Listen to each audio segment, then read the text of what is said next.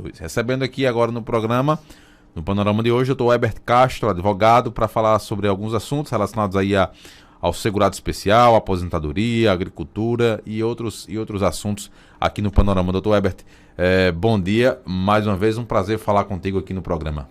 Bom dia, meu amigo, bom dia a toda a sua grande audiência e também uma grande satisfação aqui para mim eu estar participando aqui, interagindo com você, a gente que sempre está aqui tirando algumas dúvidas, né, tirando algumas questões aí que o pessoal tanto tem dúvida e assim, a gente tenta abarcar aqui as coisas que mais as pessoas perguntam, né, as coisas que mais causam estranheza no mundo da previdência social.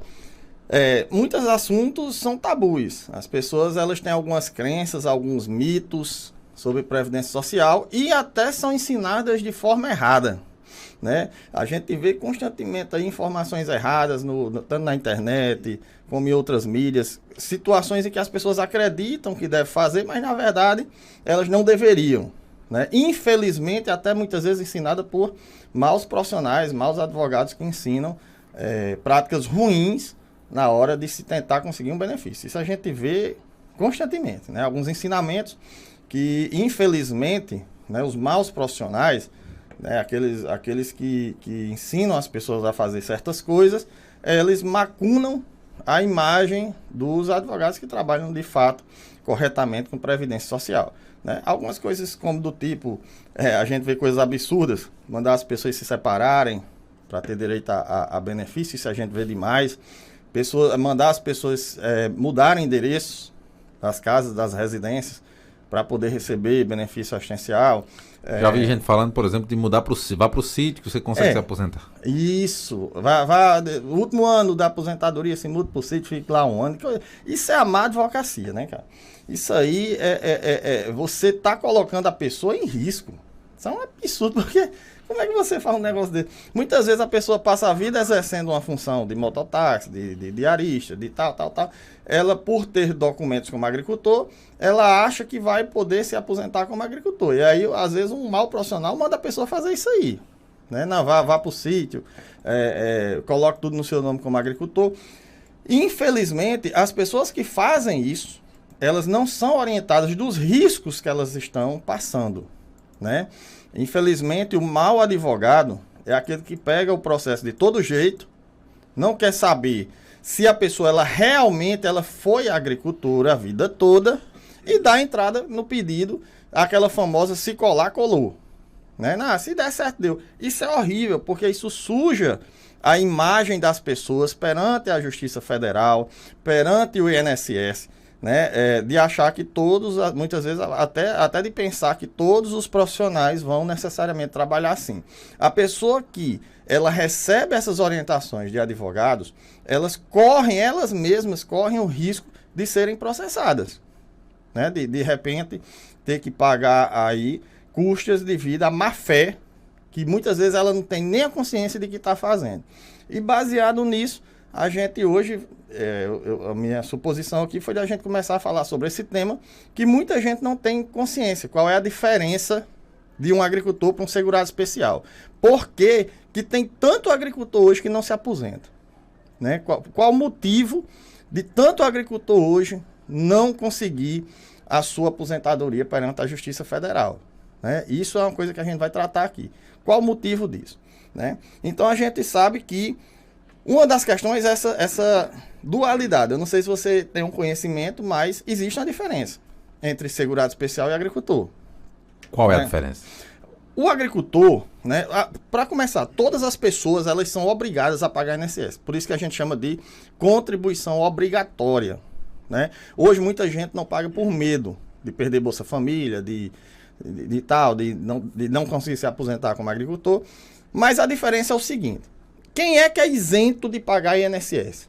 Quem é isento? Quem não deve pagar INSS? O segurado especial. Qual é a diferença de segurado especial para agricultor? Digamos que você é agricultor, sua esposa é enfermeira.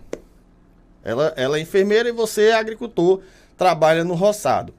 Aí você diz, essa pessoa deve pagar sindicato ou deve pagar INSS? Bom, nesse caso, tem que pagar INSS. O agricultor, nesse caso, ele não é economia familiar, ele não é segurado especial, ou seja, ele não vive somente da agricultura. A agricultura não é o sustento principal dele. Aí tem pessoas que, por acharem que exercem a função de agricultoras, devem pagar o sindicato. Mas se o companheiro tem uma atividade urbana, a atividade dela sustenta a casa mais do que você, ou você faz bicos fora a agricultura, como mototáxi, cabeleireiro e tal, e mesmo que não seja registrado, você tem que pagar INSS, não sindicato. Então é isso que a gente está trazendo aqui. Por essa razão que muitas pessoas não estão conseguindo se aposentar como agricultoras, porque elas são orientadas constantemente a pagar sindicato quando não deveria. Entenda que eu não estou dizendo que os agricultores não devam pagar sindicato, não é isso. É que somente aqueles agricultores que vivem da agricultura, somente da agricultura, tanto ele como a mulher, a família, por isso que chama economia familiar, né? Só esse é que deve pagar sindicato. Os que têm outra fonte de renda não devem pagar sindicato. Por quê? Porque a outra fonte de renda, nesse caso, ela é maior do que o trabalho da agricultura. Aí tem gente que diz, mas tudo meu é da agricultura. Eu nasci e me criei, tem essas frases, né? Eu nasci e me criei. Já ouvi também. Mas eu nasci e me criei, como é que pode eu não me aposentar? Passado é passado. A justiça quer saber se você hoje é agricultor em economia familiar. Não importa se você nasceu e se criou. Se você saiu da agricultura e está fazendo o bico, mesmo que não seja registrado, hoje em dia sabe. Então você tem que pagar INSS, não sindicato. Porque você não é economia familiar. Infelizmente, essa informação não chega nas pessoas. Então, aquele senhorzinho que está lá trabalhando na agricultura, mas que a mulher é enfermeira, é bordadeira, sei lá, empregada doméstica, enfim, faz uma atividade e o sustento a maior parte é dela, aquele senhorzinho que está na agricultura não vai se aposentar se ele estiver pagando o sindicato. Ele tem que pagar INSS. E só te interrompendo aqui, é importante que a gente frise e deixe claro que essa questão, você falou que dá para saber, então os dados eles hoje são extremamente cruzados. Então, se você tentar desvirtuar de alguma forma, uma hora ou outra, os órgãos vão saber. Vão, porque tem a fiscalização, a visita social. Então a visita social vai lá, conversa com os vizinhos e tal, e vê, aquela pessoa, ela é agricultora, mas ela tem uma fábrica de queijo. Pronto, ela tem que pagar INSS, não é sindicato. Aquela pessoa que ela é agricultora, mas transporta estudante. Ganha da prefeitura transportando estudante. Tem que pagar INSS. Quem é que deve pagar o sindicato? Só quem vive basicamente da agricultura. Ou seja, a fonte de renda dela é maior, quase que total, da agricultura. Ela não vende, ela não produz, ela não comercializa. Ela só vive praticamente do consumo. Né? Essa pessoa que paga o sindicato. Então, o que é que eu vejo muito? Eu, como advogado, recebo constantemente pessoas, agricultores, né, que chegam para mim e dizem, eu quero tentar minha aposentadoria. E muitas vezes a gente olha e diz, você foi orientado a vida toda errado. Você era para estar pagando INSS, porque sua esposa faz isso, você tem uma fábricazinha de queijo, você tem um comérciozinho sei lá, de bolacha, de biscoito. Então, assim, esses casos... Né? As pessoas elas não são orientadas a vida toda. E aí vem aquela pessoa que diz o seguinte, meu amigo. Mas eu não tenho nada registrado. Nada no meu nome é como mototáxi, nada no meu nome é como pedreiro, nada no meu nome é como fabricante de queijo, não. É tudo na agricultura. Mas uma pessoa dessa, quando fala isso, ela quer fazer o quê? Mentir. Fazer errado. Mas não está nada registrado, Herbert. Como é que vai saber? Sabe, até que você não está registrado. Sabe, meu amigo. E aí, cara, o que é que acontece? A pessoa trabalha a vida toda, chega na idade e vai tentar dar errado. E aí? Não é melhor corrigir logo? Né? Corrigir logo. Não, rapaz, eu tô pagando errado, eu vou corrigir essa situação. Eu vou começar a pagar o INSS. Aí tem gente que chega e diz, mas começar a pagar o INSS com 58 anos, 59 anos, vale a pena, 55. Tem gente que até brinca e diz assim, eu não sei nem se eu tô vivo. Eles têm essa frase, né? Eu não sei nem se eu tô vivo, daqui pra lá. Olha, cara, sempre compensa. Por quê? Você não deve pensar só na sua aposentadoria por idade. Existe a invalidez, existe a doença. Então, se você começa a pagar com 58 anos, você, com 1 ano de contribuição, se você tiver problema de coluna, depressão, hernia de disco, como eu já falei, problema cardíaco, você pode tentar se aposentar por invalidez. Você vai sair do errado, que é a agricultura que você não exerce, ou se você exerce, mas tem outra fonte de renda, você vai sair disso e vai pagar o INSS corretamente. Então, essa é a dica que a gente está trazendo aqui, né? Por que que tem agricultor que não tem direito? Por isso.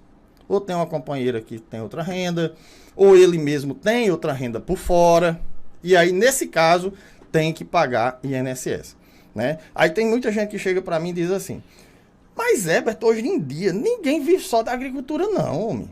Por que não vai se aposentar? A gente não pode ter outra fonte de renda? Pode, mas você tem que pagar INSS. É isso, cara. A pessoa de muita gente diz isso pra mim, mas Herbert, quem já se viu agricultor, hoje em dia não vive só do roçado, porque a chuva é 4 meses. A questão não é como você vive, é a forma como você faz. É. Né? Essa é a diferença. Essa é a diferença. Você pode trabalhar no que você quiser, meu amigo. Mas da forma correta, né? Agora você tem que pagar o certo. Se você passa 4 meses trabalhando na agricultura, na chuva lá, plantando, e os outros 8 meses, você é pedreiro, você sei lá, diga outra coisa aí, vigia. Mototaxista, por exemplo. O que mais? Sei lá, servente. Você tem que pagar o INSS. Entendeu? Você não pode ficar colocando só como agricultor, não. Mesmo que a sua profissão seja autônoma. Mesmo que a sua profissão seja autônoma. Porque existe a contribuição do contribuinte individual autônomo, né? 11%, você paga R$133. É caro? É. Mas mais caro é você chegar na velhice e não se aposentar.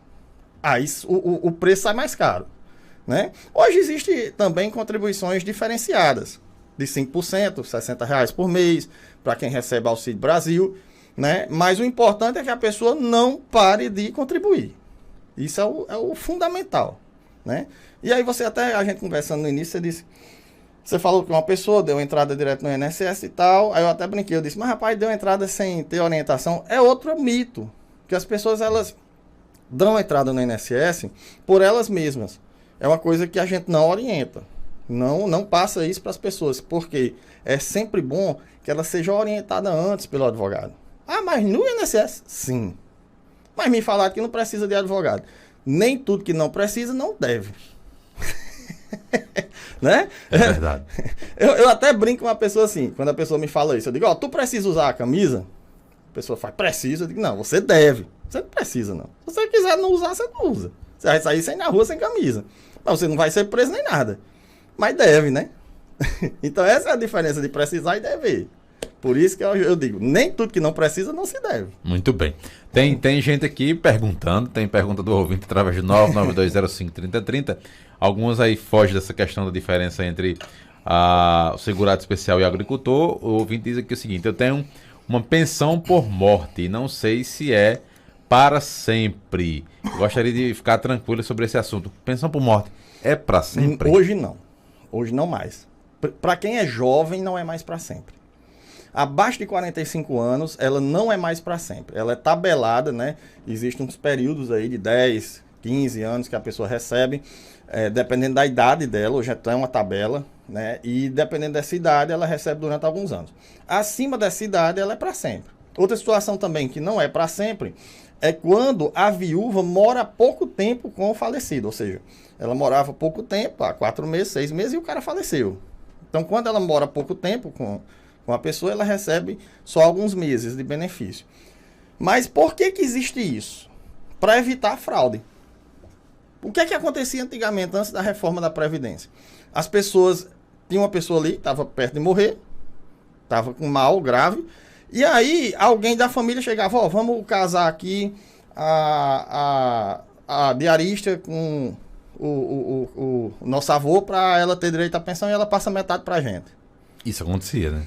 Demais. Isso acontecia também muito. Alguns tabus que alguns funcionavam, né? Exatamente. Então, por que a lei hoje exige que você prove que faz mais de 2 anos e tal, que você vive com aquela pessoa ali? Justamente para evitar que haja uma fraude de convivência. Elas pegam de última hora ali, não, vamos botar como se ela morasse com fulano e casar e você me dá a metade. É para evitar esse tipo de fraude. E vai muito naquilo que a gente falou agora há pouco, que uma hora ou outra alguém ia identificar isso, né? Identificar. Né? E quando identifica, você passa por um processo administrativo e tem que devolver todo o dinheiro que recebeu. Outra situação que vai te deixar numa situação complicada, né? Essa situação do agricultor que a gente falou, da aposentadoria por idade, de gente que mascara ser agricultor, ela pode ser processada e obrigada a devolver todo o dinheiro. É isso que os maus advogados não ensinam às pessoas. Eles simplesmente dão entrada sem se preocupar se o caso é verdadeiro. Isso é um perigo para a pessoa. O advogado que faz isso, ele está pensando só nele. Ele está pensando na pessoa. Né? O risco que aquela pessoa... Aí você diz, mas você já viu o caso assim? Muito. Gente respondendo na Polícia Federal, gente tendo que devolver 80 mil reais, 90 mil, 100 mil. E não tem como. E não tem como recuperar. Tem mais perguntas aqui, doutor. Eu sou funcionária da prefeitura e tenho problemas de saúde. Posso me aposentar? O que precisa? O que é que eu posso fazer para dar entrada? Primeira coisa, a própria prefeitura ela pode fazer um encaminhamento, né? Agora, tem que saber qual tipo de doença, né? Nem todas as situações podem gerar benefício. Lógico que a gente não pode comparar um caso com o outro. Por exemplo, se você chega e diz, eu tenho um problema de coluna. Coluna da direita, hérnia de disco? Depende. Depende da idade, do grau da doença, de quantas provas você tem, ressonância, eletro, babá. Cada situação ela é diferente, mesmo que a doença seja a mesma. Muito bem.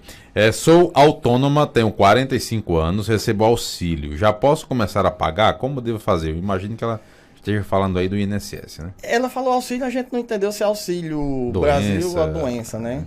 Imagino eu que seja doença. Quem recebe auxílio doença ou aposentadoria por invalidez não precisa pagar INSS, já está mantendo a qualidade de segurado. Então não tem essa necessidade. Você que está recebendo benefício por auxílio ela está esclarecendo aqui que é auxílio emergencial. Emergencial. Pronto, o emergencial, ela disse que estava recebendo outro não, é só esse mesmo. Não, só esse mesmo. Pronto, ela pode contribuir como baixa renda, dona de casa, por exemplo. É uma contribuição de R$60. Eu não sou muito fã dessa contribuição. Aqui é uma crítica pessoal. Não estou falando que ela não é boa. Eu estou falando que é uma crítica pessoal. Eu não gosto muito dessa contribuição dona de casa. Por quê? Uma coisa é a lei. É o livro. Você lê no papel, está dizendo lá, não, essa contribuição é a mesma coisa. Mas outra coisa a gente vê na prática. Quando a gente coloca um processo como dona de casa, ele é mais difícil ser aprovado numa perícia do que o autônomo, do que o carteira assinada. Isso eu, Herbert, percebo na prática.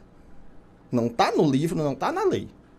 Eu não sei por que existe, digamos assim, um pouco desse preconceito com as donas de casa. Uma vez eu vi até um perito colocar no laudo assim, a autora não trabalha, ela é dona de casa. Tu já pensou? É contraditório, né? Que lógica de pensamento é essa que o perito tem? Quer dizer, na cabecinha dele, não tem problema ela ficar sem trabalhar. Para que ela receber benefício se ela não tem renda? Mas ela é dona de casa. É dona de casa, para quê? Então você vê o quanto é preconceituoso. Na prática é diferente, cara. Na prática é diferente. Aí entra aquela questão que a gente estava falando no início aqui, que eu comentei com você, que eu disse, por que o Bolsa Família está atrapalhando a aposentadoria? Lembra que eu falei isso? Inclusive é uma relação que a gente tem colocado aqui do auxílio emergencial, Bolsa Família, né? E a aposentadoria. Isso. Por que Bolsa Família muitas vezes atrapalha aposentadorias? Auxílio Brasil. Mas vamos falar Bolsa Família, que é o mais conhecido mesmo, né? Sabe por que atrapalha? E no futuro, a gente vai ter um país com a previdência muito quebrada. Eu não sei como vão ser essas aposentadorias vão ser pagas. Por quê? Você pega uma família de 5 pessoas. Uma recebe Auxílio Brasil. Eu sou um cara que sempre que eu posso nos meus atendimentos, eu oriento as pessoas a pagar INSS. Mesmo que a causa seja outra coisa, seja um acidente de trânsito. Rapaz, como é que tá teu INSS? Vamos pagar, bicho. Eu gosto de dizer isso para as pessoas. Eu pego uma família de 5 pessoas, uma recebe Auxílio Brasil. Sabe o que é que as outras 4 dizem? Não vou pagar não, porque esse aqui perde o Bolsa Família. E o pior é que às vezes perde mesmo. Se ele não for bem orientado pelo advogado, perde mesmo. E essas 3 pessoas não contribuindo... Fica sem contribuir. Elas não contribuindo para a aposentadoria, consequentemente, é um risco para o futuro do Nem país? Vai, porque nem eles vão se aposentar, Nem vão contribuir? não estão dando dinheiro para a Previdência, porque não existe um saco sem fundo, ele não se sustenta. Né? O dinheiro das nossas aposentadorias vem de quê? Da contribuição. O fato dos outros não contribuir não sustenta o rombo da Previdência. E aí até aquela pessoa que recebe Auxílio Brasil fica com medo de pagar, porque ela acha que vai perder o Auxílio Brasil. Por isso a importância do advogado atender as pessoas antes das pessoas se colocarem na justiça. Que é para chegar para uma pessoa dessa e dizer, ó, cara, tem como tu pagar, sem tu perder o Auxílio Brasil. Tem contribuição específica para isso. Chega para os outros 4, rapaz, tem como você pagar também. Vamos fazer assim, dessa forma? Não se preocupe, você não vai perder. Mas hoje as pessoas estão deixando de pagar com medo de perder o Auxílio Brasil. E, no meu ponto de vista, o Auxílio Brasil está sendo um problema para as aposentadorias. Muito bem, tem uma outra pergunta aqui. Uma pessoa que nunca contribuiu em caso de doença, tem algum direito? A partir de que idade a mulher? No caso aqui, ela pergunta se a mulher pode ser encostada no INSS. Cara, quem não paga INSS hoje para conseguir benefício por invalidez é dificílimo. Não façam esse erro. Você que está ouvindo aí. Inclusive, ela ainda tem tempo de pagar, né? Pois é. Você que está ouvindo, que tem uma idade avançada, que nunca pagou INSS, não cometa o erro de achar que você vai se aposentar sem pagar nada. Procure um advogado para saber, fazer o teu planejamento previdenciário, colocar na ponta do lápis se vale a pena pagar, o que pagar, qual tipo, porque você vai ter dificuldade de receber. Olha só como é difícil receber benefício sem pagar nada. Você só é aprovado se tua doença te afastar pelo médico mais de 2 anos. Quer dizer, se o médico te afastar 1 ano e 10 meses, tu não fica sem pagar nada. Se você não pagar INSS, se tua doença te afastar 1 ano e meio, tu não recebe. Enquanto que o que paga recebe, se der 1 mês só, recebe. Olha a diferença, cara. E olha outra coisa. O que não paga nada só fica se for baixa renda. Se tiver um saláriozinho, R$10 a mais ali, ultrapassando a renda por pessoa, já não recebe. Olha como é cruel. É uma questão complexa. É. Tem um exemplo aqui do ouvinte nosso que exemplifica o que a gente está falando aqui. Bom dia, minha avó perdeu o benefício doença desde abril por não ter feito prova de vida do NIS. A pessoa que tomava conta dela hoje alega que todos os filhos eram empregados. Ela não vai mais poder receber esse auxílio. Isso pode acontecer? Qual o procedimento? Rapaz, pelo incrível que pareça, pode. Porque é o que eu falo, para quem não paga INSS, tudo é mais difícil. A renda dos filhos pode interferir na aposentadoria e essa pessoa pode acabar nunca recebendo mais nada. Foi cortado e não pode mais receber. Ela tem que juntar provas de gasto, provar que esses filhos não ajudam ela tem que mostrar que o tratamento é caro, ela tem que mostrar que tem uma despesa muito alta, que ela mora só. É um protocolo enorme. Diferente de muitos advogados que vão para as mídias falar que tudo é bonitinho. Não, você tem direito ao artigo tal, todo mundo tem direito. Eu não falo isso, eu falo a realidade. Porque quem está ouvindo aí quer saber a verdade. Né? E, infelizmente, no Brasil, esse tipo de pessoa pode acabar perdendo pro resto da vida o benefício. Mas por quê? Porque não teve a orientação de pagar um INSS. É esse o trabalho que eu quero chegar nas pessoas. Orientar elas apenas orientar. Eu queria que elas chegassem para mim, eu não pago nada. Faça um planejamento aí para mim. Isso é fantástico, cara. Porque você vai prever um problema no futuro. Mas muita gente que está me ouvindo deixa o problema acontecer para procurar o advogado. Muito bem, são 8h25. Toda vida que o Dr. Herbert vem aqui ao programa, a turma aqui, inclusive a gente peça desculpa aqui ao pessoal, porque tem muita pergunta, tem muita... É um assunto que gera muita dúvida, isso é absolutamente normal, né? Infelizmente eu tenho um defeito, eu não sei ser curto nas respostas. Mas porque de fato o assunto requer que seja bem explicado, né? Então a gente vai marcar novamente, o Dr. Herbert volta aqui novamente para tirar mais dúvidas e sempre esclarecer esses assuntos. Doutor, muito obrigado. Mais uma informação, fica à vontade. Inclusive, fica à vontade para repassar seus contatos, que tem muita gente perguntando aqui onde encontra, né? Eu aqui agradeço a oportunidade, meu amigo. Eu peço desculpas também ao pessoal que não teve a chance de ter a sua resposta aí, mas é porque o tempo é curto, né? Então, deixa a sua perguntinha aí guardadinha. quando eu vier, a gente retoma, tira. né? A gente retoma. Lembrando só, eu queria deixar, a gente teve um problema com o nosso Instagram, que é até uma oportunidade para eu poder falar aqui, houve um hackeamento no nosso Instagram lá, e a gente teve que mudar. Então, as pessoas que seguiam antes, elas vão ter que modificar, vão ter que adicionar outro Instagram, que é o Castro e Maciel Advocacia e o tracinho.